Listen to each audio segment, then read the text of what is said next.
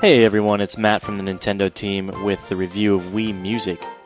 I really hate to be the jerk reviewer in this case, but it's true and it needs to be said. This is a game about music, and the music is really lacking. There's been plenty of debate about how creative the process of making songs can be in this game, and that is a whole nother issue, which we'll talk about. But it doesn't change the fundamental problem I have with this game, which is that the songs aren't very compelling. And not only that, but the renditions themselves are very poorly executed. Nintendo's constructed a very play-it-safe, rather boring list of songs. There's about 50 plus of them, and I'll give them credit for including a large number of songs. Unfortunately, the majority of them are ripped from the public domain, so you find yourself playing stuff like Twinkle Twinkle Little Star, and if you're lucky, La Bamba, and if you're really lucky, one of about 5 Nintendo songs, including the Legend of Zelda theme, which is really great. Sadly, though, you will not find anything even remotely contemporary in the game, and even if there were, it would sound like junk because most of these songs really do sound like they're running off an N64 cartridge. Wii Music is one part Guitar Hero in that you are following on-screen musical cues and inputting button taps or waggling to those cues. However, the game does separate itself from those other music rhythm titles in that you are allowed and in fact encouraged to be much more creative. And what I really mean by that is that you can add your own style to all the songs in the game, which is a really cool feature.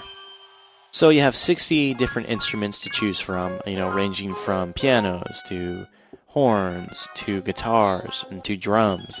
And you can set up your own band style, and then go to town. And you can choose to play the song exactly as it's meant to be played, or you can pepper in your own notes at any given moment and add your own your own signature to the music.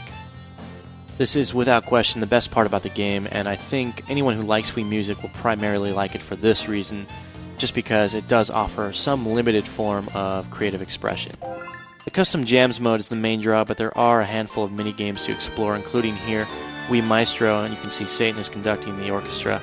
What I like about this mode is that you can affect the pace and flow of the playback. What I don't like is that you can win or really score more points simply by waving your controller around wildly.